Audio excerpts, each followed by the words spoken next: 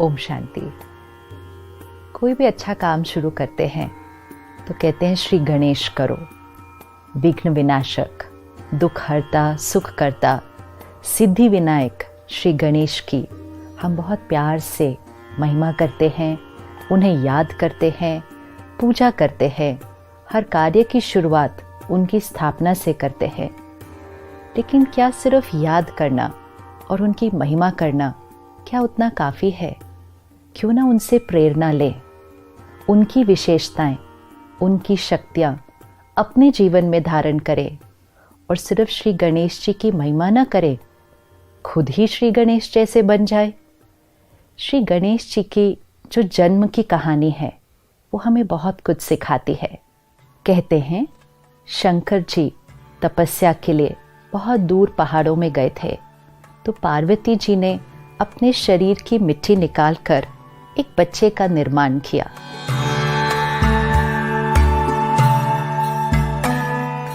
एक दिन पार्वती जी ने उस बच्चे को घर के बाहर खड़ा किया कि वो स्नान करने जा रही थी, तो घर में अंदर में कोई नहीं आना चाहिए। और अचानक उस दिन शंकर जी वापस आ गए, तो उस बच्चे ने अपने कर्तव्य का पालन किया और शंकर जी को अंदर नहीं जाने दिया, क्योंकि उस बच्चे ने अपने पिता को ही नहीं पहचाना। कहा जाता है शंकर जी को इतना गुस्सा आ गया कि उन्होंने उस बच्चे का सर काट दिया।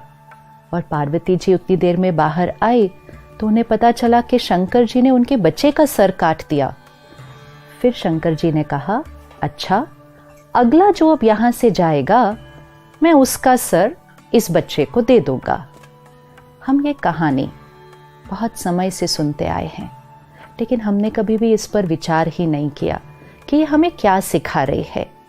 तो अगला जो वहाँ से गुजरा वो एक हाथी था। तो शंकर जी ने हाथी के सर को काटा और उस बच्चे पर लगा दिया और उस बच्चे को नाम दिया गणेश। ये कहानी क्या सिखा रही है हमें कि बच्चा अपने पिता को नहीं पहचानता, और शंकर जी देवता 10 साल की तपस्या बाद आए थे और इतना गुस्सा आ गया कि बच्चे का सर काट दिया। आज आप और मैं भी अगर 10 मिनट भी मेडिटेशन कर लें तो इतने शीतल और शांत हो जाते हैं कि ऊंची आवाज में नहीं बोल पाते हैं। और देवता 10 साल की तपस्या बाद एक बच्चे के ऊपर इतना गुस्सा आया, और बात भी कितनी थी, अपने ही तो कर्तव्य का पालन कर रहा था, सर काट दिया।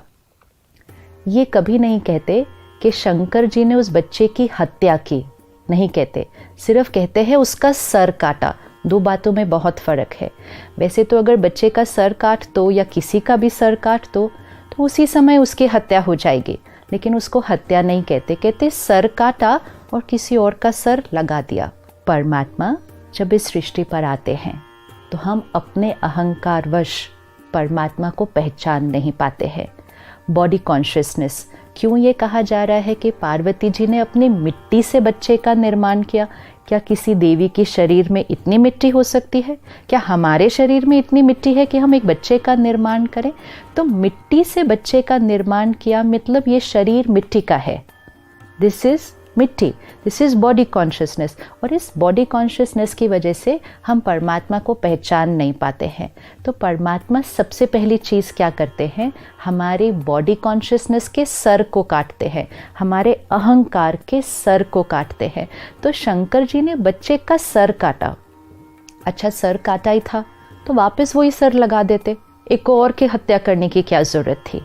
लेकिन जब परमात्मा हमारे अहंकार का सर काटते हैं तो फिर उसकी जगह सोल कॉन्शियस, ज्ञान से भरा हुआ, प्योरिटी और डिविनिटी से भरा हुआ एक बहुत वाइज सर हमारे ऊपर लगाते हैं। तो शंकर जी ने वो सर काट के ज्ञान का सर उस बच्चे को दिया और फिर उसका नाम रखा गणेश।